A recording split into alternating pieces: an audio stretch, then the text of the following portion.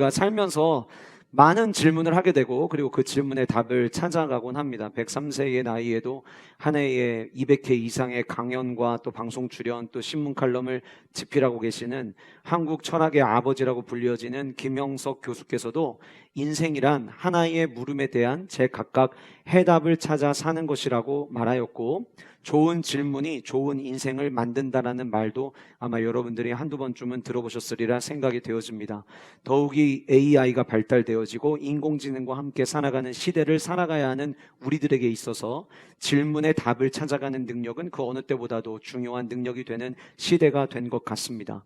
그러나 사실 우리가 던지는 질문에 우리가 모든 대답을 할 수는 없는 것 같습니다. 때로는 던져지는 질문에 단답형으로든 혹은 서술형으로든 대답할 수 있는 질문들도 있지만 우리가 대답할 수 없는 질문들도 있다라고 하는 것이요. 예로부터 철학자들이 늘 던지던 질문들이 있었습니다. 철학자들의 질문은 어떻게 사는 삶이 잘 사는 삶일까에 대해서 질문을 하게 되는데, 이 커다란 카테고리 안에서 모든 시대의 철학자들마다 던졌던 질문들, 공통적인 질문들이 있었습니다. 그 첫 번째 질문은 무엇이 정말로 존재하느냐라고 하는 질문이었습니다. 이 질문에 해당되는 것이 형이사각이라고 부르기도 하고 존재론이라고 부르기도 합니다. 존재하는 것들이 있지만 정말로 존재하느냐에 대한 질문을 던진다는 거예요. 그리고 두 번째로 철학자들이 던지는 질문은 우리가 무엇을 알 수 있는가에 대한 질문을 던집니다. 여기서 발달된 학문이 인식론이라고 하는 학문이죠. 우리가 인식하는 거, 그게 결국 다 내가 알고 있는 것이냐라고 하는 질문을 던진다는 거예요. 무엇이 정말로 존재하느냐, 그리고 내가 무엇을 알 수 있느냐, 이 두 가지의 질문의 답을 찾아가는 과정 속에서 철학자들이 던지는 세 번째 질문은 좋은 논증은 무엇인가 라고 하는 질문입니다. 좋은 논증이 무엇이냐라는 이 질문에서 나온 학문은 논리학이 되는 것이고요. 그리고 마지막에 결론에 이르러서 결국 핵심적으로 던지는 질문은 그렇다면 어떻게 살 것인가, 무엇이 가치 있는 삶인가, 무엇이 진정한 행복한 삶인가라고 하는 질문을 던지게 된다라고 하는 것입니다.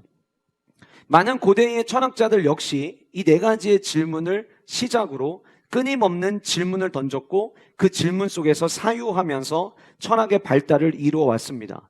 모든 학문 중에 최고의 학문을 이야기하라고 한다면 철학이라고 이야기를 하죠. 그래서 각 분야마다 연구해서 박사학위를 받아도 결국 그 박사학위를 PhD라고 부르는 이유 또한 그 하나의 학위를 받기 위해서 얼마나 많은 질문을 던졌으며 그 질문의 답을 찾기 위해서 노력했을까, 거기에 대한 인정을 하기 때문에 PhD 학위를 주는 것이라고 여러분들이 생각하시면 좋을 것 같아요. 그 수많은 철학자들, 고대 때부터 내려주던 철학자들이 던지는 질문은 있었지만 그 질문에 쉽사리 답을 찾지 못하던 질문이 있었습니다. 그 질문은 신은 과연 존재하는가라고 하는 질문이었어요. 그리고 존재한다면 그 신은 어떻게 존재하느냐라고 하는 질문을 고대 철학자들에서부터 계속해서 질문을 해왔습니다. 우리는 어떻게 보면 하나님은 누구신가, 신은 누구신가를 교회 안에서 만약에 질문한다면 하나님은 누구신가로 질문할 수 있을 텐데, 어쩌면 여러분들은 성경을 익숙히 알고 계시기에 하나님은 누구신가라고 하는 그 질문의 답을 쉽게 하실 수 있는 분들도 계실 수 있으리라 생각이 되어집니다. 웨스터민스터 소요리 문답의 제4문 네 번째 질문은 하나님은 누구신가라고 하는 질문이고, 그 질문에 대하여 답은 이렇게 주고 있습니다. 하나님은 무한, 영원, 불변하는 영이시다. 그는 지혜롭고 권능이 있으시며 거룩하시고 공의를 쫓으시고 인자하며 진실하시다. 이 소요리 문답 네 번째 질문의 답은 성경 안에서 하나님을 어떻게 묘사하고 있는지에 대해서 설명하고 있는 그 구절들을 한 단어 한 단어를 가지고 와서 하나님이 누구신가에 대한 정의를 내리는 거예요. 근데 여기에 들어있지 않는 단어들 중에서도, 저와 여러분들 중에서도 하나님이 누구십니까? 라고 물어본다면 대답할 수 있는 분들이 계실 거예요. 하나님은 전능하신 하나님이십니다. 하나님은 전지하신 하나님이십니다. 혹은 내 삶 가운데 경험하셨던 것 토대로 하나님은 누구시다라고 이야기할 때 하나님은 도우신 하나님이십니다. 하나님은 치료하신 하나님이십니다 라고 이야기할 수 있는 분들도 아마 여러분들 가운데는 계시리란 생각이 되어집니다. 오늘 본문 속에 등장하는 사도 바울은 철학의 도시 아덴을 방문하게 됩니다. 제2차 선교 여행이 계속해서 이동이 되면서 마게도냐의 첫 성이었던 빌립보, 그리고 데살로니가 회당에 들어가서 복음을 전했는데 역시 두 가지 반응이 있었죠. 그 말씀을 듣고 말씀을 더 듣고자 하는 사람들이 있는가 하면 그 말씀을 전한 사도 바울을 공격하는 자들이 있었어요. 그래서 데살로니가에서 베레아로 장소를 옮깁니다. 그리고 그 베레아에서 더 이상 피할 수 없게 되자 몇 사람들이 사도 바울을 아덴으로 이동시킵니다. 이동을 할 때에 디모데와 실라는 베레아에 남겨져 있었고 배로 아덴까지 이동을 해서 도착을 했을 때에 사도 바울이 자기를 아덴까지 데려다 준 사람들에게 실라와 디모데도 하루속히 아덴으로 올 수 있도록 인도 좀 해달라는 이야기를 하고, 그리고 나서 그들이 오기 전까지 이 아덴이라고 하는 지역을 돌아보기 시작합니다. 그 내용이 오늘 저와 여러분들이 읽은 본문의 내용이에요. 제가 여러분들과 함께 말씀을 시작하면서 왜 철학에 대한 이야기들을 여러분들과 나눴냐면, 오늘 본문에 등장하는 이 아덴이라고 하는 지역이 그때 당시 철학의 한 중심에 있었던 도시였기 때문입니다. 아덴이라고 하는 곳, 오늘 우리가 아테네라고 부르는 지역인데요. 이 지역은 AD 5세기 때부터 계속해서 많은 사람들에게 가장 아름다운 도시, 한 번쯤은 가보고 싶은 도시로 사람들에게 인식되던 곳이었어요. 만약에 여러분들에게 죽기 전에 꼭 가보고 싶은 곳이 있다면 어느 나라입니까? 라고 물어본다면 지금은 전 세계의 아름다운 거를 너무나도 많이 우리가 알고 있기 때문에 서로 다르겠지만, 아마 불과 20년 전으로 돌아가서 당신에게 한 나라를 방문할 수 있다면 어디를 가보겠습니까? 라고 물어보면 대부분 그때는 미국을 이야기했어요. 가장 발달하고 가장 많은 사람들이 모여있고 어쩌면은 세계의 중심이라고 불려지는 곳, 한 번쯤은 가보고 싶은 곳, 그곳 중에서도 뉴욕이나 워싱턴이라고 하는 이런 장소들은 많은 사람들이 한 번쯤 방문해보고 싶었던 곳으로 마음 한켠에 자리 잡아 있었을 텐데, 오늘 본문이 쓰여졌던 이때 당시의 사람들에게는 아덴이라고 하는 지역이 바로 그런 도시였다는 거예요. 왜냐하면 아덴이 단순히 철학의 중심지였기 때문에 그것만은 아닙니다. 어떻게 아덴을 철학의 중심지라고 이야기할 수 있습니까? 여러분들이 철학을 공부하지 않으셨다 할지라도 철학가들 가운데 이름만 들어도 알만한 사람들, 소크라테스, 플라톤, 아리스토텔레스, 제논, 이런 어떤 가장 상징적인 인물들이 활동했던 지역이 바로 오늘 본문에 등장하는 아덴이라고 하는 지역이에요. 근데 여기는 당시의 지식의 학문에 있어서 최고의 꽃이라고 불려지는 철학만 자리를 잡고 철학이 이렇게 발달되어 있던 도시가 아니라, 이 지역은 건물들이 굉장히 많이 발달해 있어요. 헬라의 문학들이 그대로 나타나 있었는데, 지금도 이 그리스를 방문하면, 아테네를 방문하면 존재하고 있는 파르테논 신전, 일부가 무너졌음에도 불구하고 이 파르테논 신전을 다녀온 사람들은 그 웅장함 앞에 압도당하곤 한다고 합니다. 저는 아직 가보지는 않았지만 다녀온 분들의 이야기에 의하면 그래요. 그때 당시에, 지금이야 고층 건물들이 많지만 그때 당시에 이런 건물을 어디 가면 볼 수 있었냐면 아덴에 가야만 볼 수 있었어요. 그런데 그 아덴에는 이런 파르테논 신전만 있는 것이 아니라 우리가 그리스 신화에서 한 번쯤은 들어봤을 법한 신화의 주인공들을 모시는 신전들이 그곳에는 굉장히 많이 있었습니다. 주피터, 비너스, 다이아나, 머큐리, 바카스, 마시는 음료가 말고 바카스라는 신이 있잖아요. 그 모든 신들을 모셨던 신전들이 다 모여있던 곳이 어디였냐면 아덴이었는데, 파르테논 신전과는 달리 다른 신전들은 금과 은과 모든 동들을 사용해가지고 가장 화려한 건축물을 만들었다고 하니, 그 시대의 아덴을 가서 그 아름다운 모습을 보면 아마도 다들 눈이 뒤집히지 않았을까 하는 생각을 해봐요. 많은 사람들이 가보고 싶었던 바로 그곳에 베레아에서 더 이상 복음을 전할 수 없어서 배를 타고 사도 바울이 도착을 했습니다. 복음 전도자 사도 바울이죠. 그러나 그도 언젠가 한 번쯤 아덴을 방문할 수 있다면 얼마나 좋을까라는 생각을 저는 사람이기에 반드시 했으리라 생각이 되어집니다. 그토록 가보고 싶었던 아덴에 도착을 했어요. 돌아다녀 보니까 말로 듣던 대로 정말 화려하고 정말 아름다워요.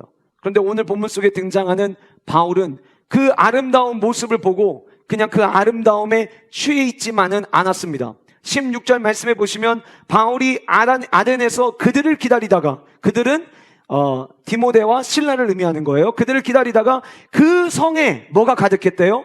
우상이 가득한 것을 보고, 아까 말씀드린 것처럼 수많은 신들을 모시는 신전들이 그 아덴에는 가득했어요. 근데 그거를 보고 다른 사람들은 와, 멋있다, 아름답다, 웅장하다, 위대하다라고 이야기를 했는데, 사도 바울은 그것을 보고 마음에 격분하였다라고 오늘 성경은 이야기하고 있습니다. 제가 미국에서 공부 마치고 한국에 들어오기 전에 이렇게 들어오면은 또 언제 나갈 수 있을지 모르니까, 제가 공부했던 곳은 버지니아 린치버그에 있는 곳에서 제가 공부를 했는데, 한국에 들어오기 전에 아내와 함께, 그리고 첫째, 둘째까지 그때 있었으니까 한국 들어오기 전에 뉴욕에 가가지고 뉴욕을 한번 돌아봤어요. 왜냐하면 뉴욕의 타임스퀘어, 뉴욕의 911 빌딩 무너졌던 곳 한 번쯤은 꼭 가보고 싶었거든요. 그래서 오기 전에 거기서 방문을 했는데, 가서 보니까 와, 이거보다는 생각 외로 너무 더러웠어요. 뉴욕이 너무 더러웠고, 그리고 지금은 여러분들 집에서 혹시 오늘 교회 오시기 전에 집에다가 쥐돈 놓고 설치하고 오신 분들 계시나요? 한 분도 안 계실 겁니다. 근데 그때 길을 지나다니면은요, 마약 냄새, 담배 냄새, 곳곳에 술에 취해서 쓰러져 있는 사람에서부터 나오는 술 냄새 더하기 곳곳에 쥐들이 막 돌아다녔어요. 마치 영적으로 너무 어두워 있어서 그곳에 보면서 화려함에 의해서 감탄하기보다는 머릿속에 생각했던 뉴욕과는 뭔가 너무 사뭇 다른 모습에 실망했던 기억이 났어요. 근데 오늘 본문에 등장하는 사도 바울은 화려한 모습만 본 게 아니라 그곳에, 그 아름다운 땅에 우상을 모시는 수많은 신전들이 있는 것 때문에 그로 인하여 경노하였다라고 이야기하고 있습니다.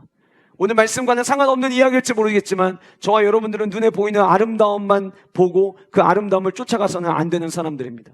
성경의 모든 죄의 시작, 하나님께서 노아의 홍수를 통해서 많은 사람들을 심판하실 때 왜 하나님이 심판하시기를 결정하셨냐면, 하나님의 사람들이 여자의 아름다움을 보고 장가가고 시집가면서부터 하나님의 마음이 불편해지기 시작했다고 성경은 이야기하고 있어요.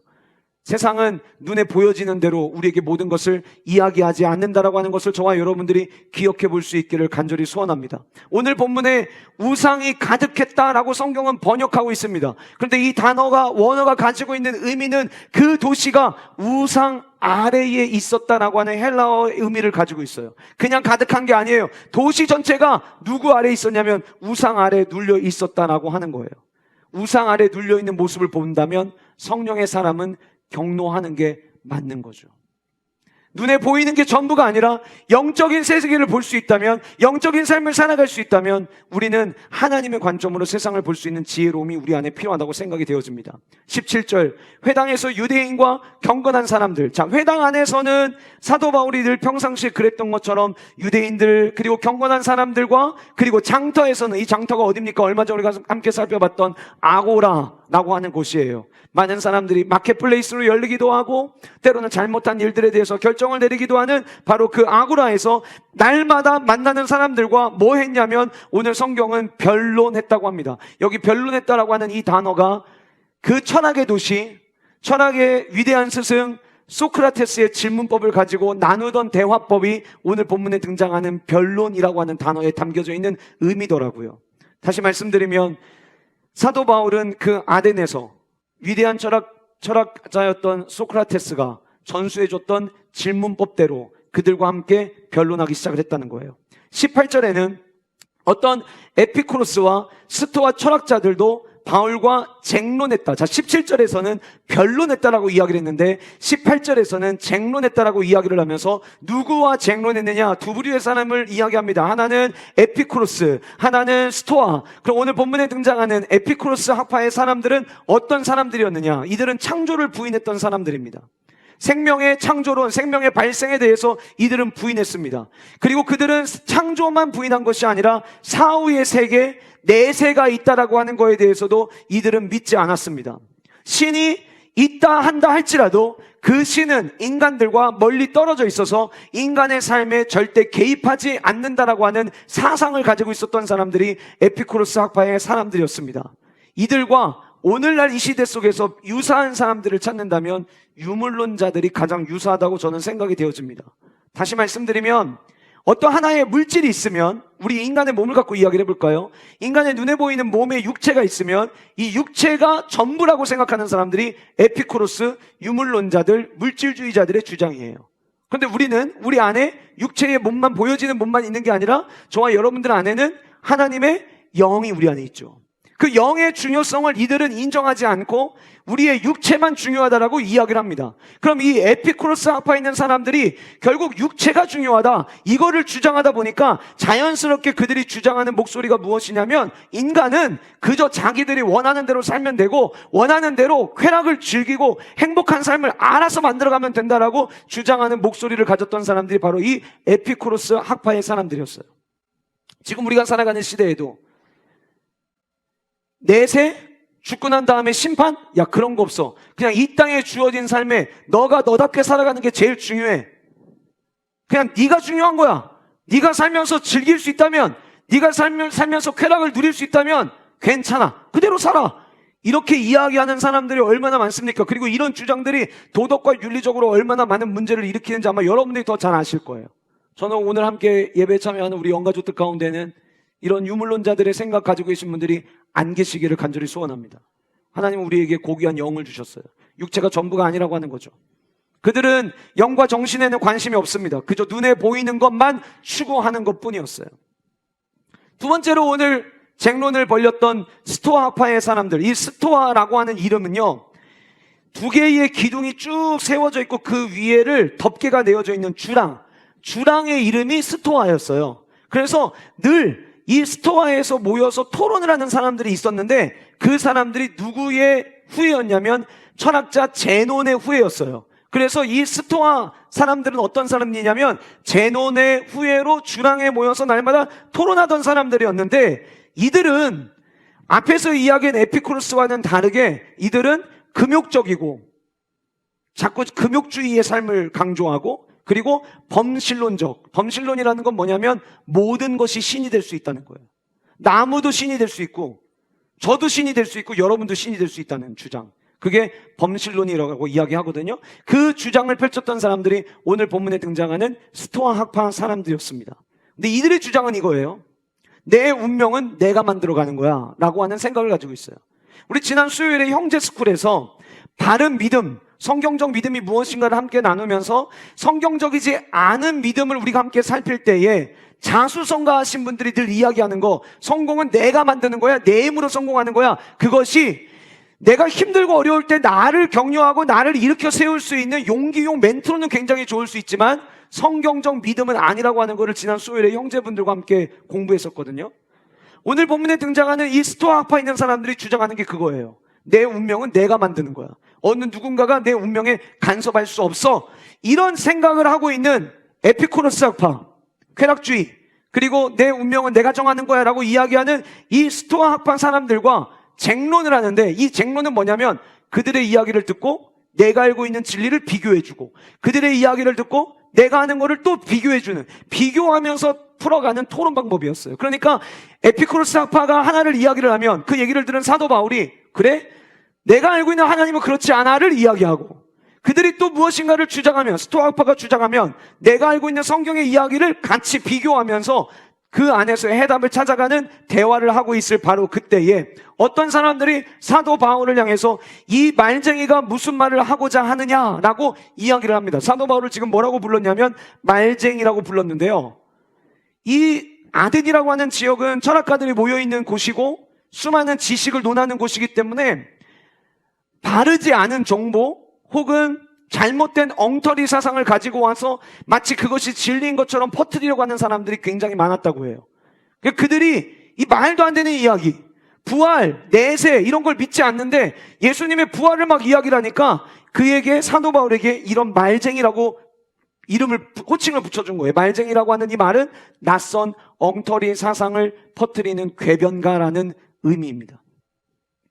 19절, 그냥 둘 수 없었어요. 사도 바울을 그를 붙들어서 아레오바고로 갑니다. 아레오바고라고 하는 이 지역이 그냥 언덕이에요. 여러분들 나중에 구글에서 아레오바고를 쳐보시면은 그냥 언덕에 여기에서 사도 바울이 복음을 전했을 것이다 라고 여겨지는 곳에 지금도 비석이 세워져 있습니다. 거기에서 어딘가에서 사도 바울이 말하기 시작을 합니다. 아레오바고로 데리고 왔고요, 거기서 네가 말하는 이 새로운 가르침이 무엇인지 우리가 알 수 있겠느냐. 새로운 이야기, 말도 안 되는 이야기인 것 같아서 어떤 누군가들은 말쟁이라고 이야기했지만 그 중에 몇몇 사람들은 그래도 한번 들어보는 것도 나쁘지 않을 것 같다라는 생각을 했던 거예요. 그래서 아레오박으로 데리고 와서 말합니다. 네가 어떤 이상한 것을 우리 교회에 들려주니 그게 근데 무슨 뜻인지는 좀 알아보고 싶다. 21절 모든 아덴 사람과 거기서 나그네들 외국인들이 가장 새로운 것을 말하고 듣는 것 외에는 달리 시간을 쓰지 않음이더라. 이게 그동안 어느 누구도 아덴에서 이런 얘기를 해본 적이 없는 거예요. 새로운 거거든요. 그 아덴 사람들은 새로운 것을 듣는 데에만 시간을 썼어요. 그래서 사도 바울의 이 새로운 이야기에 그래 한번 드러나 보자라고 시간을 할애한 겁니다. 그리고 22절에서 바울이 아레오바고 가운데 서서 이렇게 말합니다. 아덴 사람들아 너희를 보니 범사에 종교심이 많도다. 돌아다니면서 본 게 다 신전이었거든요. 내가 보니까 너네 범사에 모든 일에 종교심이 많다. 소크라테스의 제자였던 크레소폰이 아덴을 뭐라고 불렀냐면 아덴은 하나의 거대한 재단이다. 로마의 풍자시에는 아덴에서는 사람을 발견하는 것보다 신을 발견하는 게 더 쉽다라는 말이 있어요. 그러니까 이 종교심이 많다는 이야기를 인정해 주면서 약간은 비아냥거리듯 사도 바울이 지금 짚어주고 있는 거예요. 근데 저는 설교 준비를 할 때 항상 원어를 같이 보는데 제가 한 근래에 한 2년 동안 원어를 봤던 단어 중에서 가장 긴 단어가 이번 주에 나왔는데 단어 하나가 오늘 본문에 종교심이 많도다라고 하는 이 단어가 하나로 돼 있어요. 하나로 돼 있는데 너무 길어요. 제가 웬만하면은 설교하면서 헬라어 단어의 발음이 어떤지 여러분들에게 소개하는데 이거는 발음하기도 힘들 만큼 너무 길어가지고 제가 아예 시도조차 안 할 거예요.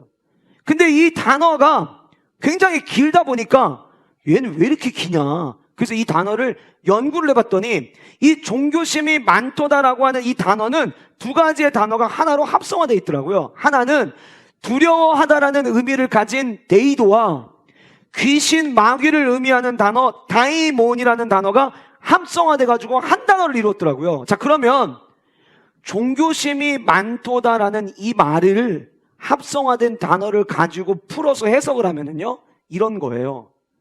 마귀, 귀신에 대한 두려움이 많다라는 거예요. 어쩌다가 이 도시가 그렇게 많은 신들이 생겼냐면, 마귀가 우리를 공격하면 어떡하지?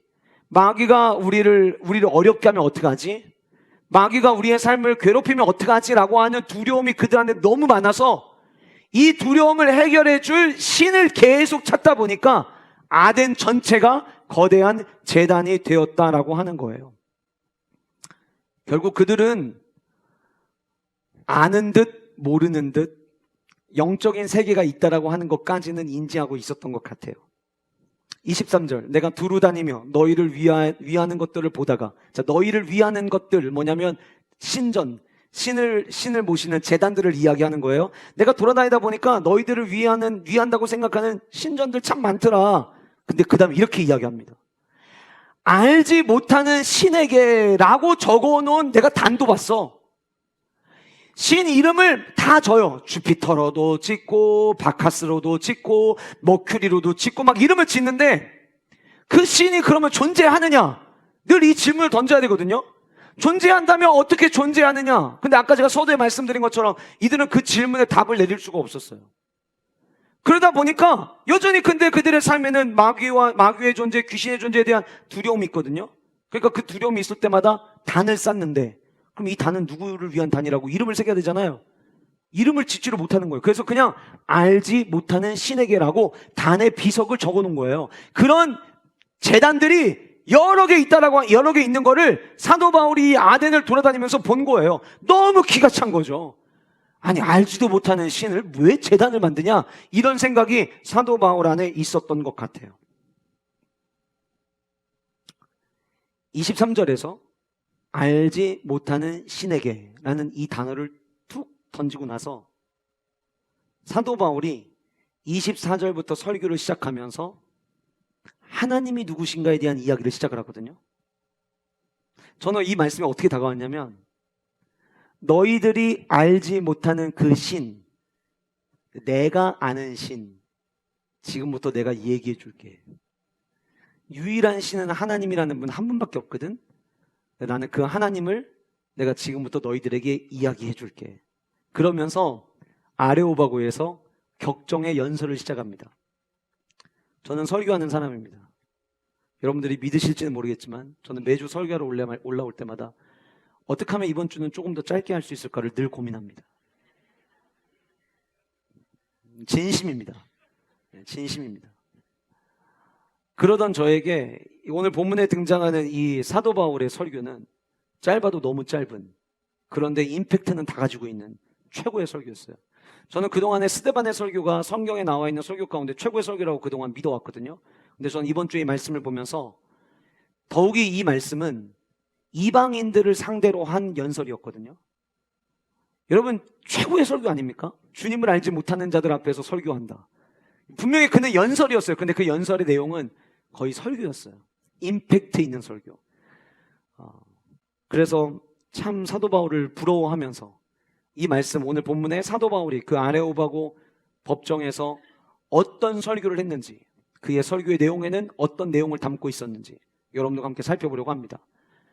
알지 못하는 신을 놓고 신음하고 있는 그들에게 사도 바울은 자기가 알고 있는 하나님을 소개하기 시작하는데요. 그 하나님은 어떤 하나님이냐? 첫 번째로 창조의 하나님이시고, 그 창조의 하나님은 우리에게 주시기를 원하시는 하나님이라는 사실을 모든 사람들 앞에서 외치기 시작합니다. 24절, 우주와 그 가운데 있는 만물을 지으신 하나님께서는 천지의 주제시니 손으로 지은 전에 계시지 아니하셨다라고 사도 바울은 이야기합니다. 제가 아까 말씀드렸죠. 존재하는가? 무엇이 존재하는가? 그들의 질문이었어요. 신은 존재하는가? 존재한다면 그가 존재한다는 걸 어떻게 알 수 있는가? 그 질문에 대해서 사도 바울이 답변합니다. 신은 존재한다. 어떻게 존재하느냐? 온 우주 만물을 창조하심으로 자신의 존재를 우리에게 보여주셨다라고 이야기하고 있더라라고 하는 거예요. 여러분, 근데 저는 이 창조의 하나님, 그 하나님은 모든 걸 지으신 하나님이시다. 너네들은 그 존재론을 가지고 날마다 질문하고 그 존재에 대해서 의미를 찾고 있지만 사실 우리가 보고 있는 모든 만물이 하나님이 지으신 것이다 라고 이야기하고 거기서 사도 바울은 끝내질 않았어요. 아까 제가 에피쿠로스 학파 이야기를 했죠. 에피쿠로스 학파는 이렇게 생각을 했어요. 신, 존재할 수 있어. 존재한다 하더라도 그 신이 우리의 인간사에 개입은 하지 않을 거야. 늘 그들의 주장이었고 그들의 생각이었거든요. 그런데 오늘 본문 속에서 사도 바울은 그 창조의 하나님은 모든 걸 창조하시고 내버려 두신 하나님이 아니라 그 하나님은 우리에게 주기를 원하시는 하나님이시다 라는 이야기를 하고 있어요. 왜 그들은 자꾸 신전을 만들었죠? 이 신전을 그 신에게 드려야 우리의 삶의 평안과 안전이 있을 거라고 생각했어요. 신은 우리가 뭘 드렸느냐를 보고 그 드린 걸 가지고 우리를 도와줄지 도와주지 않을지를 결정할 거라고 생각했다는 거예요. 여러분, 사도행전 7장의 스데반의 설교를 보면 스데반이 하나님은 솔로몬의 성전에도 계시지 않으시는 하나님이다라고 이야기를 해요. 그 말의 의미는 뭐냐면 사람이 지은 건물 안에만 머무시는 하나님이 아니다라고 하는 이야기죠. 지난 한 주간 동안 우리가 계속해서 사무엘상을 공동체 성경 읽기를 하면서 사무엘상 15장 22절에 이런 말씀이 있었습니다. 우리 같이 한번 읽어보실까요? 같이 읽겠습니다. 시작. 그래서 번제와 다른 제사를 그의 목소리를 청종하는 것을 좋아하심같이 좋아하시겠나이까. 순종이 제사보다 낫고 그것이 수령의 기름보다 나으니. 우리가 너무 잘 아는 말씀이죠. 자, 여기 본문에 보시면 사무엘이 여호와께서 번제와 다른 제사를, 자, 번제와 다른 제사는 인간인 우리가 하나님 앞에 드리는 거예요. 사람들은 자꾸 우리가 하나님께 드리는 거에 관심을 많이 가져요. 우리가 하나님께 드리는 게 많으면 복 받을 거라고 생각해요. 우리가 하나님께 드리는 게 많으면 뭔가 마음에 좀 평안해질 것 같아, 이런 생각을 다 하진 않겠지만 이런 생각을 하는 분들이 있다는 거예요. 근데 이 사무엘이 이야기한 이 말씀을 가만히 보시면 하나님은요, 저와 여러분이 뭘 드렸느냐 보다 하나님이 저와 여러분들에게 주신 거에 관심이 더 많다는 거를 오늘 이 본문은 이야기하고 있어요. 자, 지금부터 제가 설명을 잘 드릴 테니까 제 이야기를 정신 바짝 차리시고 한번 잘 따라와 보세요. 하나님이 온 우주 만물을 지으셨어요. 아멘이십니까? 온 우주 만물이 그럼 누구의 것이에요? 하나님의 것이에요. 그 온 우주 만물을 다 가지고 계신 그 하나님께서 저와 여러분이 하나님께 뭔가를 드렸다고 가정을 해봅시다. 예물일 수도 있고 헌신일 수도 있어요. 온 우주 만물을 소유하신 그 하나님에게 저와 여러분들이 드리는 무엇인가가 과연 양이 찰까요? 안 찬다는 거죠. 그럼 우리 안 드려도 되겠네요? 아니요. 성경 분명히 드리라고 이야기해요. 그 드림은 하나님께서 저와 여러분들에게 주신 게 있고 우리가 받은 것이 있기에 그 주신 것과 받은 거에 대한 감사로서 드리는 것이지, 하나님이 우리가 뭔가를 드리지 않으면 부족한 하나님이어서 드리는 게 아니다라고 하는 거예요. 자, 조금 전에 읽었던 사무엘상 15장 22절에 번제와 다른 제사, 우린 드리는 거예요. 근데 성경은 뭐라고 이야기하냐면 그것보다 그의 목소리를 청종하는 것을 하나님은 좋아하신대요. 자, 그러면 하나님의 목소리에 청종한다, 그거를 하나님은 좋아하신다고 한다는 것은 하나님이 저와 여러분들에게 주신 게 있는데, 시내산 언약 계명을 주셨죠. 그 계명, 우리에게 주신 것을, 저와 여러분이 받은 것을 잘 관리하는 거에 하나님은 관심 있으시다는 얘기예요. 이해되시나요? 오늘 말씀에서도 이렇게 이야기를 하는 거예요. 25절에 그 천지를 창조하신 하나님께서 마치 무엇이 부족한 것처럼, 25절이에요. 무엇이 부족한 것처럼 사람의 손으로 섬김을 받으시는 것이 아니니. 이해되시나요? 모든 걸 지으신 그 하나님이, 야, 나 좀 부족하다, 나한테 가지고 와봐. 우리 하나님은 그런 하나님이 아니라는 거예요. 하나님을 제외한 모든 신은요, 수많은 이방 신들은 우리가 그 신에게 뭔가를 하지 않으면 그것으로 인해서 우리를 책망하고 심판합니다.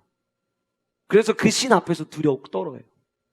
우리 하나님은 성경에 이렇게 이야기해요. 그 하나님은 부족한 것이 없으시다. 사람의 손으로 섬김을 받으시는 거 아니다. 그리고 그 다음에 이렇게 이야기합니다. 이는 만민에게, 질문 하나 드려볼까요? 쉬운 질문인데, 저와 여러분은 이 만민에 들어갈까요? 안 들어갈까요? 들어가죠. 만민에게 세 가지를 주신대요. 첫 번째, 생명을 주시고, 두 번째, 호흡을 주시고, 세 번째로 만물을 주시는 분이다 라고 오늘 성경은 이야기하고 있다라고 하는 거예요. 부모가 돼서 보니까 하나님 아버지의 마음을 알 것 같아요. 어떤 마음이냐면 부모는 더 해주고 싶어 해요.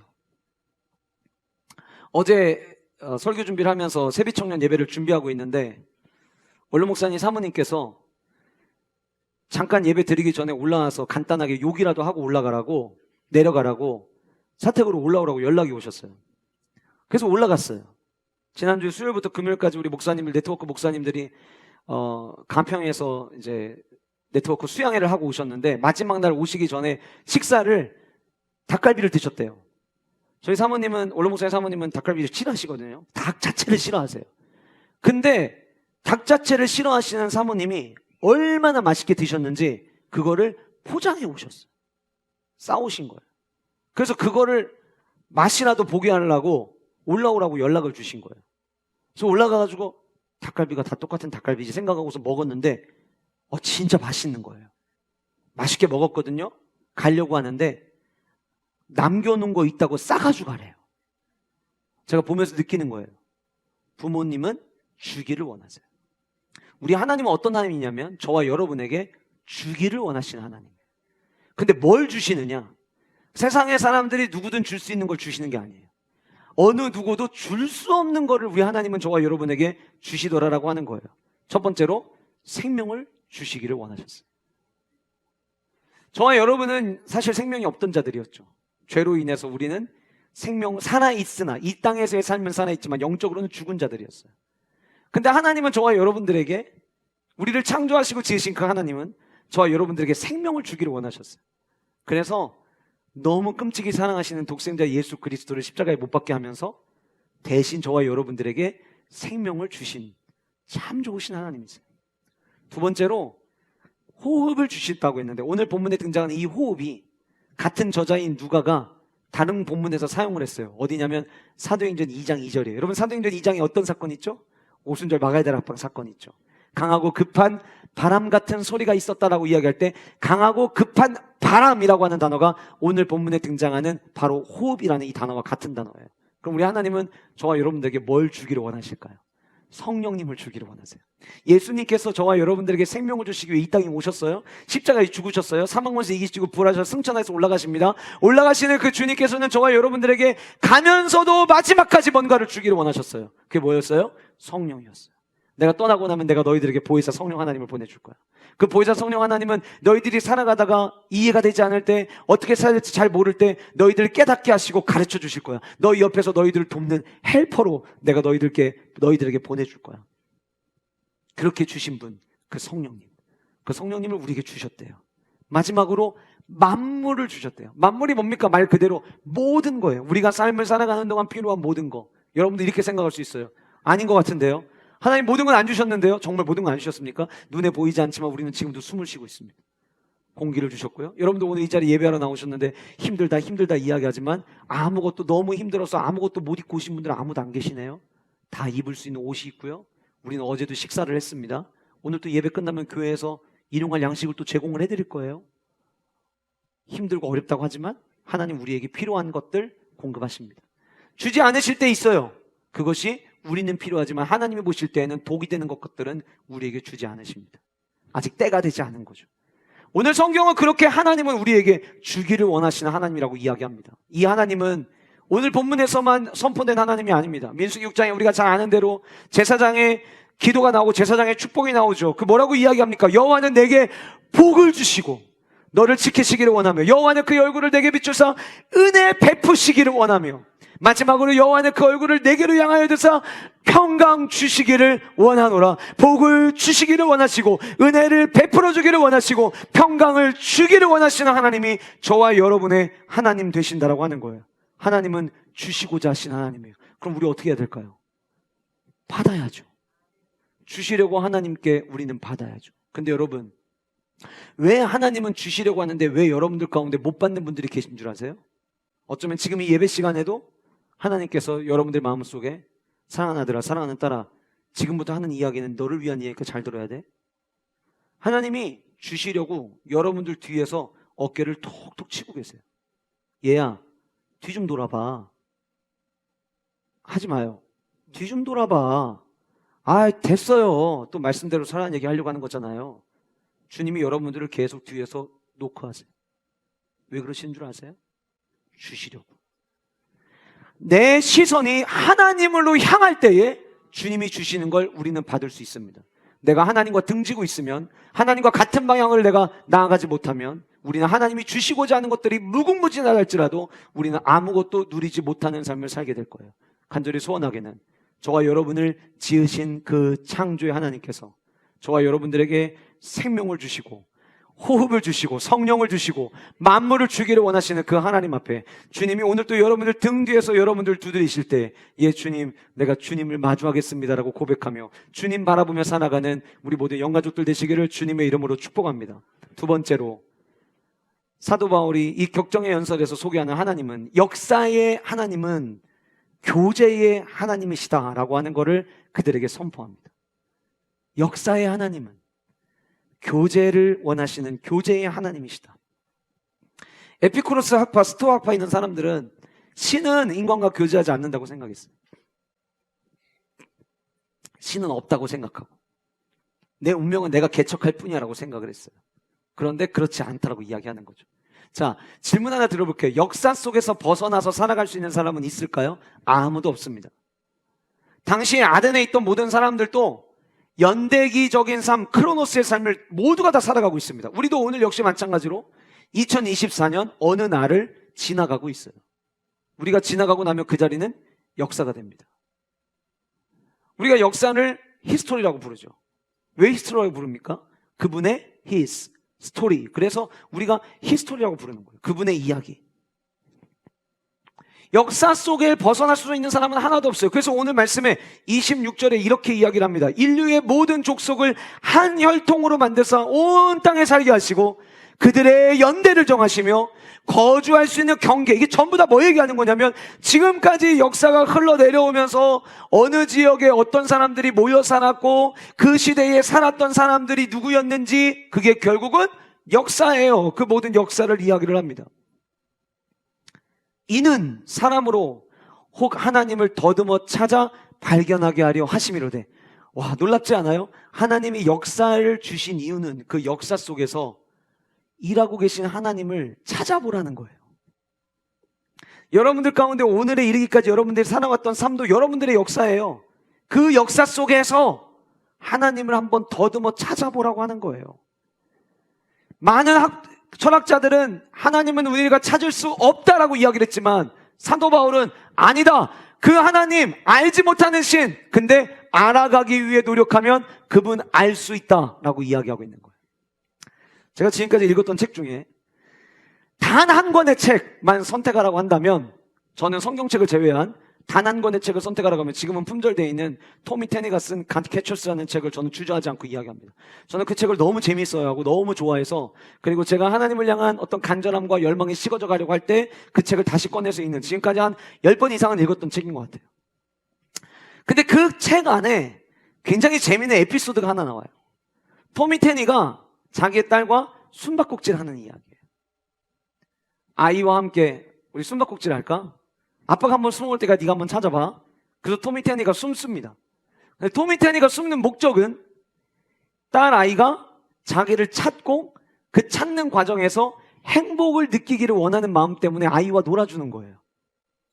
숨바꼭질하는 모든 부모가, 여러분들도 자녀와 성장할 때 한두 번쯤은 숨바꼭질 하실 텐데, 넌 오늘 죽었어. 넌 네가 절대 나 못 찾는다는 걸 내가 오늘 본때를 보여줄게. 그래서 혹시 여러분들 가운데 지금까지도 자녀가 못 찾는 숨바꼭질을 하신 분들 계세요? 계시다면 그분들 오늘 이 자리에 못 나오셨죠. 여전히 그 자리에 숨어 계시겠죠. 그런데 숨바꼭질을 할 때에는 아이가 마땅히 있을 거라고 생각하는 자리는 또 아니에요. 근데 찾았을 때 여기 있었네 라고 기뻐할 만한 자리, 거기에 숨어 있는 거예요. 저도 아이들과 숨바꼭질 여러 차례 하거든요. 막내랑 한 3개월 전에 집에서 숨바꼭질을 했는데 옷장에 아이들이 같이 막 숨어요. 그러니까 옷장에 숨어 있을 거라는 건 어느 정도 인지를 하고 문을 여는데, 제 옷장에 정장들 사이를, 정장을 앞에다 다 밀어놓고 그 뒤에 제가 이렇게 숨어 있었어요. 그러니까 막내가 옷장을 열더라고요. 열었는데 옷만 있어요. 아빠가 없고. 문을 닫고 가요. 한참을 찾아요. 아빠 못 찾겠어. 아빠 못 찾겠어. 그럼 제가 찾아봐 이렇게 소리를 내요. 그럼 애가 소리는데 또 와요. 내가 아까 여기 옷장 열었었는데 없었는데. 그리고 다시 옷장에 왔다가 소리 나는 대로 왔다가 또 가요. 어디 있는 거야? 여기 있어. 다시 옷장으로 와요. 그렇게 반복하다가 이제는 찾을 수 있는 기회를 주려고 옷 사이 밑으로 발 하나를 살짝 빼놔요. 그럼 애가 그거를 보고 찾아요. 그때 아이가 얼마나 기뻐하는지 몰라요.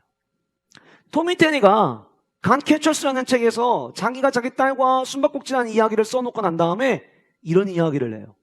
하나님도 이와 같습니다. 하나님 어디 계세요? 저 너무 힘들어요. 어디 계신 거예요? 근데 하나님의 목적은 저와 여러분들이 절대 하나님을 못 찾게 하려고 영원히 숨으신 하나님이 아니라, 저와 여러분들이 부지런히 하나님을 찾아서 하나님을 만나고 그때 오는 감격을 누리기를 우리 하나님도 원하신다라고 하는 거예요. 더 놀라운 거는요, 숨바꼭질은 진화합니다. 예전에 그때 진짜 못 찾았다가 마지막에 내가 이렇게 찾았지, 그게 학습이 되잖아요. 그러면 그 다음에는 그것부터 먼저 찾습니다. 그리고 그 다음에 또 여기도 숨을 수 있구나를 발견하잖아요. 그러면 그 다음에는 또 거기도 찾게 돼요. 이게 무슨 얘기냐면, 내가 하나님을 찾아요. 부르짖으면 찾아요. 근데 남들에게는 쉽게 만나주시는 하나님 같은데 내 삶에는 하나님이 안 만나주시는 것 같아요. 멈추지 마세요. 하나님은 영원히 숨으시는 하나님이 아니세요. 하나님은 여러분들에게 드러내 보이길 원하시는 하나님이에요. 찾죠? 열심히 부정 찾다면 어느 순간 하나님을 만나게 되실 거예요. 이렇게 하면 하나님을 만날 수 있구나. 그 다음에 똑같은 방법으로 해봤어요. 근데 여전히 하나님을 못 만나겠어요. 근데 또 다른 방법으로 하나님을 만나게 돼요. 그것이 하나 둘씩 여러분들의 삶에 쌓이게 되면 이제는 우리는 보다 더 빠르게, 보다 더 하나님을 쉽게 찾을 수 있는 자들이 될 수 있을 거예요. 그래서 성경에 이야기를 합니다. 하나님을 찾기 위한 삶을 살으라고. 오늘 본문에 이렇게 이야기해요. 이는 사람으로 하여금, 27절입니다. 이는 사람으로 하여금 혹 하나님을 더듬어 찾아 발견하게 하려 하심이로되. 더듬더라도 한 번에 확 찾지 못한다 할지라도, 깜깜해서 눈앞이 보이지 않는다 할지라도 더듬어서라도 끊임없이 하나님을 찾아라. 그리하면 발견하게 될 것이다. 왜? 우리 하나님은, 역사의 주관자이신 그 하나님은 우리 각 사람에게서 멀리 계시지 않으시기 때문이다. 사랑하는 성도 여러분, 하나님은 지금도 저와 여러분들 멀리 계시지 않습니다. 여러분 집에서 숨바꼭질하면 다 거기서 거기에요. 멀리 계시지 않아요. 우리 하나님도 마찬가지예요. 어제 제가 한 지체랑 이런저런 얘기하다가 제 얘기를 좀 들려줬어요. 제가 새벽에 나와서 기도하면, 이제 예배 설교하고 기도하면 한 45분쯤 지났을 때, 그때 제가 항상 하는 게 있어요. 뭐냐면 그 주에 설교하는 본문을 강단 위에서 한 번씩 꼭 읽어요. 왜냐하면 강단 위에서 읽으면은 그때그때마다 주시는 은혜들이 꼭 있으시거든요. 그럼 그때마다 저는 뭐를 느끼는 줄 아세요? 오늘 또 내 곁에서 나를 가르쳐 주시는 하나님을 저는 경험하게 되는 거예요. 하나님 멀리 계시지 않습니다. 내가 그 하나님과 교제하기 위해서 시간을 할애하지 않았을 뿐, 하나님을 더 알기 위해서 노력하지 않았을 뿐, 하나님은 멀리 계시지 않고 저와 여러분들 곁에 계시는 하나님이심임을 여러분들 모두가 믿으시기를 주님의 이름으로 소원합니다. 시편 27편 8절과 9절에 이런 말씀이 있습니다. 너희는 내 얼굴을 찾으라 하실 때에 내가 마음으로 주께 말하되 여호와여 내가 주의 얼굴을 찾으리이다 하였나이다. 주의 얼굴을 내게서 숨기지 마시고 주의 종을 놓아여 버리지 마소서. 주는 나의 도움이 되셨나이다. 나의 구원의 하나님이여 나를 버리지 마시고 떠나지 마소서. 이 고백이 다음 한 주간 여러분들의 고백 되시기를 주님의 이름으로 축복합니다. 함께 주님을 찾읍시다. 찾을 때 만나주시는 하나님이세요. 제가 이번 주에 설교를 준비하면서 이 두 번째 대지를 준비할 때 저도 모르게 흥얼거렸던 노래가 있습니다. 나의 사랑, 나의 사랑, 나의 어여쁜 자야. 아가서에 있는 말씀이죠. 아가서 우리 너무 잘하는 말씀입니다. 솔로몬이 술람미 여인과 서로 사랑하는 마음을 다뤘던 노래가 담겨져 있는 본문이에요. 근데 그 본문 속에서 우리가 잘 아는 대로 단순히 솔로몬과 술람미 여인만의 대화가 아니라 그 대화는 하나님께서 교회에게 주시는 음성으로 우리는 받고 그 말씀을 통해서 은혜를 받게 되는데, 이런 말씀이 있습니다. 나의 사랑하는 자가 내게 말하여 이르기를 나의 사랑, 내 어여쁜 자야, 일어나서 함께 가자. 오늘 이 자리에 나오신 여러분들을 향해 하나님께서 들려주시는 말씀이에요. 나의 사랑. 제가 주님의 사랑의 대상이라고요? 그럼 너 내가 지었잖아. 나의 사랑, 나의 어여쁜 자야, 일어나 함께 가자. 겨울도 지났고, 겨울이 뭐예요? 아픔의 시절, 눈물을 흘리던 계절, 추운 계절, 앙상한 가지만 남겨있는 그 겨울도 지났고, 비, 너무 많은 폭우가 쏟아져 내려와서 내가 그동안 읽어왔던 모든 것들을 다 잃어버렸던 그때도 다 그쳤고, 지면에는 이제 꽃이 피고 새가 노래할 때가 이르렀는데 비둘기의 소리가 땅에 들리는구나. 무화과 나무에는 푸른 열매가 익었고 포도나무는 꽃을 피워 향기를 토하는구나. 나의 사랑, 나의 어여쁜 자야, 일어나서 함께 가자. 사도 바울은 이렇게 이야기하고 있는 거예요. 당신들의 제단에 알 수 없는 신에게라고 썼지만 당신들이 알려고 하면 알 수 있는 신입니다 라고 이야기하는 거예요. 당신들이 더듬어 찾기 시작하면 만날 수 있는 하나님이십니다. 여러분들 가운데는 내가 아직 인격적으로 하나님을 만나지 못한 것 같아서 내가 과연 이렇게 신앙생활 하는 게 맞나? 라는 질문을 던지는 분들이 여러분들 중에 계실 수 있습니다. 혹 그런 마음이 있으시다면 오늘부터 더듬어 찾기 시작하십시오. 그러면 하나님께서 만나 주실 것입니다. 그래서 호세아 선지자는 호세아 6장 3절에 이렇게 이야기를 합니다. 그러므로 우리가 여호와를 알자. 힘써 여호와를 알자. 그의 나타나심은 새벽빛같이 어김없나. 여러분, 새벽빛이 뭐예요? 매일마다 같은 시간이 되면 떠오르는 거예요. 변하지 않아요. 우리 하나님 역시 마찬가지예요. 어떨 때는 안 나타나시고 어떨 때는 나타나시는 그런 하나님이 아니라 새벽빛같이 늘 어김없이 나타나 주시는 그 하나님, 비와 같이 땅을 적시는 늦은 비와 같이 우리에게 임하시리라.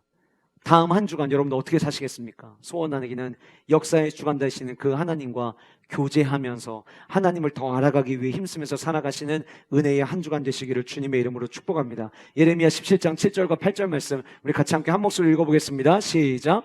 그러나 물은 여호와를 의지하며 여호와를 의뢰하는 그 사람은 복을 받을 것이라.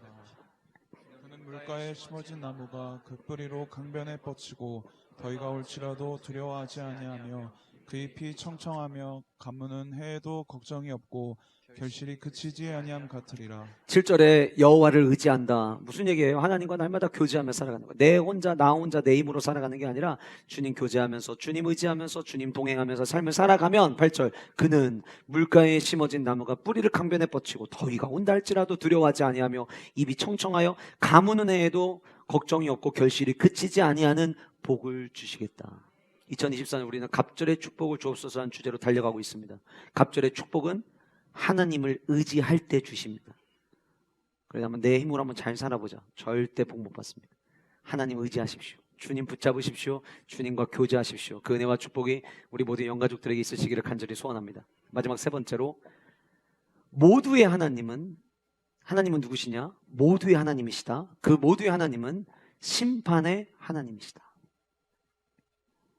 사후세계 없다라고 에피쿠로스 학파 사람들은 믿어왔어요. 사후세계가 없으니까 내세도 없다. 내세와 사후세계 없다는 것은 심판 같은 거 없다 이거죠. 그런데 오늘 본문 속에서 사도 바울은 그렇지 않다는 것을 이야기하려고 합니다. 너희 시인 중 어떤 사람들의 말과 같이 우리가 그의 소생이라 하니. 자, 많은 사람들이 이야기하는데 너네들 중에서도 시인들 중에서도 이렇게 말하는 사람 있잖아. 우리가 그의 소생이라고. 그리고 29절 보면 이와 같이 하나님의 소생이 되었은즉 이라고 이야기를 하거든요. 이 소생이라고 하는 이 단어는 그분으로부터 생명과 호흡을 받고 있는 사람들을 의미하는 단어예요. 하나님으로부터 생명을, 하나님으로부터 호흡을 받고 있는. 자, 그러면 지금 여기 계신 분들 다 숨 쉬고 계시죠? 우리 모두 그러면 그의 하나님의 소생이 되는 거예요. 그러면 숨 쉬고 이 땅을 살아가는 사람들 중에 숨 안 쉬고 사람이 없잖아요. 모두잖아요. 그 모두의 하나님은 이렇게 되는 거예요. 모두의 하나님은 그 다음 이렇게 이야기합니다. 29절 이와 같이 하나님의 소생이 우리가 되었는데 하나님을 금이나 은이나 돌에다가 사람의 기술과 고안으로 새긴 것들과 같이 여길 수 있겠냐? 없다는 거죠. 우리가 어떻게 신을 돌에다가 금에다가 새긴다 한들 사람이 고안을 짠 거, 사람이 디자인한 거를 어떻게 새긴다 한들 거기에 신을 담을 수 있겠느냐? 그러지 못한다는 거예요. 그 얘기를 하고 난 다음에 30절에 이 사실을 알지 못하던 때에는 하나님이 간과하셨거니와. 이 간과하다는 말은 무슨 얘기냐면 몰랐기 때문에 하나님께서 당장 심판하지 않으셨지만 이런 의미거든요. 그럼 지금은 이 얘기를 아덴 사람들이 들었으니까 이젠 얘기가 달라지는 거예요. 이걸 듣기 전까지는 하나님이 몰랐기 때문에 멈춰두셨지만 여러분들도 마찬가지예요. 이 설교를 듣기 전까지는 몰랐기 때문에 멈춰두셨겠지만 이제는 이 사실을 안다면 우리는 하나님을 제외한 어떤 우상의 모습도 우리는 섬기면 안 된다는 거죠. 그러면서 하나님이 간과하셨거니와 이제는 이 얘기를 들었으니 어디든지 사람에게 다 명하사 회개하라. 그 전에 만약에 그랬다면 회개해라. 왜요? 31절 같이 읽겠습니다. 시작. 천하를 공의로 심판하라를 작정하시고 이에 그를 죽은 자 가운데서 다시 살리신 것으로 모든 사람에게 믿을 만한 증거를 주셨음이라 하니라. 자, 모두의 하나님이 뭘 계획하시냐면 심판을 계획하신대요. 오늘 본문 이는 정하신 사람으로 하여금. 그럼 여기 정하신 사람은 뭐냐면 재판을 위해 정해놓은 사람을 이야기하는 거예요. 그 재판을 위해 정해놓은 사람이 누구냐?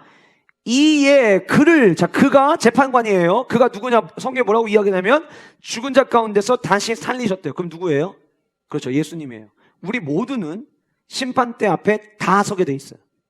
여기 계신 모두 40년 목회하시고 원로 목사님이 되셨음에도 불구하고 사명을 감당하고 계시는 원로 목사님이라고 해서 프리패스권이 주어지는 게 아니고, 세종학교에 담임을 했다고 해서 저에게 프리패스권이 주어지는 게 아니고, 이 자리에 있는 모든 분들은 누구나 다 심판대 앞에 서게 돼 있습니다. 그리고 우리를 심판하실 분은 사망권에서 이기시고 부활하신 예수 그리스도라고 오늘 성경은 이야기하고 있어요. 심판의 날, 어느 누구도 심판의 날을 피할 수 없다라고 하는 겁니다. 이 땅의 삶이 전부가 아니고 영원한 삶이 있습니다. 모두의 하나님이 심판 하나님이라면 저와 여러분 모두는 심판대 앞에 무조건 서야 합니다. 제가 심판의 하나님을 어떻게 여러분들에게 조금 더 와닿게 설명할 수 있을까 고민을 하다가 어제 설교를 준비하다가 존 번연이 쓴 철로역정을 읽게 됐어요. 그 철로역정의 주인공 크리스천이 좁은 문을 통과하고 난 뒤에 해설자의 집에 도착을 하게 되고 그 해설자의 집에서 7가지의 가르침을 받게 됩니다. 그 7가지의 가르침 가운데 마지막 이야기가 마지막 심판의 날에 대한 이야기예요. 그리고 그 해석자의 집에서 한 사람을 만나는데 두려워 떨고 있는 한 사람입니다. 그 사람이 왜 두려워 떨고 있었냐면 심판의 날에 일어나는 일을 꿈으로 봤어요. 그래서 그 꿈으로 본 것을 너무 꿈에서 깼지만 여전히 두려운 마음을 갖고 있는 거예요. 그리고 그 꿈속에서 본 것을 이야기하는 이제 글이 있는데 그 장면이 나오는데 그 장면을 제가 어제 여러분들에게 심판의 날을 좀 돕기 위해서 나레이션과 짧은 영상을 만들었습니다. 그 영상을 잠깐 보고 오시겠습니다. 철로역정에 나와 있는 심판의 날에 대한 나레이션입니다. 왜 해설자와 크리스천이 만났던 이 꿈꾼 사람은 왜 두려워하고 있었을까요? 단순히 지옥을 봤기 때문만은 아닙니다. 지옥을 봤는데 그 심판의 날을 준비하지 못하고 있는 자신을 봤기 때문이었어요. 다시 말씀드립니다. 저와 여러분 모두 심판을 피할 수 있는 사람은 아무도 없습니다. 문제는 그 언제 임할는지 알지 못하는 그 심판의 때에 대해서 준비하지 않고 있는 우리의 모습이 있다라고 하는 것이죠. 지난주에 뉴스 속에서 30대밖에 되지 않은 한 젊은 가수가 쓰러져서 숨졌다는 기사를 보았습니다. 젊다고 해서 지금 내가 하나님 앞에 설 때는 아직 멀었다고 장담할 수 있는 사람은 아무도 없습니다. 언제 하나님이 우리를 부르실지 우리가 모르고 그 하나님 앞에 우리가 언제 심판을 받을지 알 수 있는 사람은 아무도 없습니다. 마태복음 24장에 보면 주님께서 오시는 날이 홍수의 때와 같을 거라고 말씀하십니다. 하나님께서 사람을 지으셨는데 사람 지으신 것을 한탄하셨죠. 왜냐하면 사람들이 자기 하고 싶은 대로, 자기 보고 싶은 대로, 눈에 보는 아름다운 대로 사람들을 취하고 가정을 이루고 즐기는 삶을 살고 있었기 때문이었어요. 그래서 노아에게 방주를 지으라고 명령하셨습니다. 방주를 짓는 그 많은 기간 동안 수많은 사람들이 왜 굳이 저렇게 바보같이 방주를 짓느냐고 손가락질했을 거예요. 그들은 심판을 준비하지 않았던 것이죠. 근데 하나님께서는 물로 홍수로 모든 사람들을 심판하십니다. 그 이야기를 마태복음 24장에 말씀하시고 난 다음에 이 노아의 홍수의 때와 같을 것이다라고 경고하시면서 예수님께서 이렇게 말씀하십니다. 두 사람이 밭에 있는데 한 사람은 데려가고 한 사람은 버려둠을 당할 것이고 두 여자가 맷돌질하고 있는데 한 사람은 데려가고 한 사람은 버려둠을 당할 것이다. 그리고 마태복음 24장 42절에 예수님께서 이렇게 말씀하십니다. 그러므로 깨어있으라. 어느 날에 너희 주가 임할는지 너희는 알지 못함이니라. 주님이 언제 오실지 모르기에 이 세상을 살아가는 저와 여러분들은 모두의 하나님, 그 심판의 하나님을 우리가 믿는다면 날마다 우리의 행실을 돌아보며 날마다 우리는 깨어 있어야만 한다라고 하는 거예요. 철로역정의 심판의 날에 어떤 누군가는 하늘이 열리는 그 하늘을 보면서 우러러보면서 기뻐하였는데 어떤 사람들은 숨을 곳을 찾았다라고 이야기하고 있습니다. 그 숨을 곳을 찾았던 사람들이 어떤 사람들이냐? 데살로니가 후서 1장 8절 9절에 소개하고 있습니다. 같이 읽겠습니다. 시작. 하나님을 모르는 자들과 우리 주 예수의 복음에 복종하지 않는 자들에게 형벌을 내리시는, 형벌이 뭐예요? 심판이에요. 이런 자들은 주의 얼굴과 그의 힘의 영광을 떠나 영원한 멸망의 형벌을 받으리로다. 누가 숨느냐? 누가 형벌을 받느냐? 두 가지를 이야기해요. 첫 번째, 하나님을 모르는 자들과 두 번째로 우리 주 예수의 복음에 복종하지 않는 자들. 십자가 구원이 무엇인지, 복음이 무엇인지 머리로는 알아요. 근데 그 복음에 복종하지 않아요. 성경은 분명히 경고합니다. 심판의 날에 심판의 대상이라고. 숨게 될 거라고. 겉으로 보여지기에는 믿음 있는 척, 신앙 있는 척 할 수 있어요. 열심히 섬기고 열심히 봉사하는 척 할 수 있어요. 그러나 주님의 심판대 앞에서는 평생 동안 갈고 닦았던 척하는 모습으로 절대 설 수 없습니다. 있는 모습 그대로 심판하십니다. 진짜 하나님을 알고 있는가? 성경은 얘기하고 있어요. 하나님을 모르는 자들과 그래서 아까 말씀드렸잖아요. 내가 하나님을 모르는 것 같다. 그럼 어떻게 해야 된다는 거예요? 더듬어서라도 찾아야 된다니까요. 멈추시면 안 돼요. 계속 숨바꼭질 하셔야 돼요. 하나님은 여러분들이 자꾸 하나님을 찾으려고 할 때 나타나 보여주실 것입니다. 그리고 그 하나님을 발견하고 복음에 복종하는 삶을 살아야 되는 것이에요. 심판의 때 알곡과 가라지에 분리가 있을 것이라고 이야기합니다. 이 이야기가 다 그 꿈속에서 본 이야기를 다 듣고 난 다음에 해석자가 크리스천에게 질문을 합니다. 지금 이 사람이 들려준 이야기를 듣고 신중하게 생각해 봤습니까? 크리스천이 대답합니다. 예. 근데 제가 한 생각은 저에게 소망과 두려움을 주었습니다라고 이야기해요. 두 가지를 줬어요. 하나는 소망. 아, 내가 좁은 문을 지나 이렇게 주님이 기뻐하시는 모습을 살아가면 내가 심판대 앞에서 영원한 생명을 받을 수 있겠구나라는 소망과 두려움은 뭐예요? 이 생명을 내가 얻기 위해서 이 땅을 살아가는 동안 두렵고 떨리는 마음으로 말씀에 복종하는 삶을 살아야겠구나. 이 두 가지를 저는 같이 발견했습니다. 이게 크리스천의 고백이었어요. 저와 여러분들의 고백이 돼야 돼요. 영원한 생명, 영원한 삶을 우리에게 주실 거에 대한 그 소망과 이 소망을 끝까지 붙잡고 나아가기 위하여 경거망동하지 아니하고 영적으로 경거망동하지 아니하고 주님 앞에서 더 겸비하고 말씀대로 더 복종하고 순종하는 삶을 살아야겠구나라고 하는 두려움까지 우리는 같이 가져야 된다라고 하는 거예요. 이 심판의 때를 기다리는 저와 여러분들에게 그렇다면 뭐가 필요할까요? 베드로전서 1장 13절이 우리에게 답을 줍니다. 같이 읽겠습니다. 시작. 그러므로 너희 마음에 허리를 동이고 너에게 가져다 주실 은혜를 온전히 바랄지어다. 두 가지예요. 첫 번째, 근신해야 된다. 근신한다는 말이 무엇입니까? 근신한다는 것은 나의 힘과 능력을 의지하지 않고 오직 하나님만을 의지하며 깨어있는 것, 정신 차리고 있는 것, 그게 근신하는 거예요. 우리 깨어있어야 돼요. 근신해야 돼요. 두 번째, 그분께서 우리에게 가져다 주실 은혜를 우리는 날마다 사모하며 살아가야 돼요.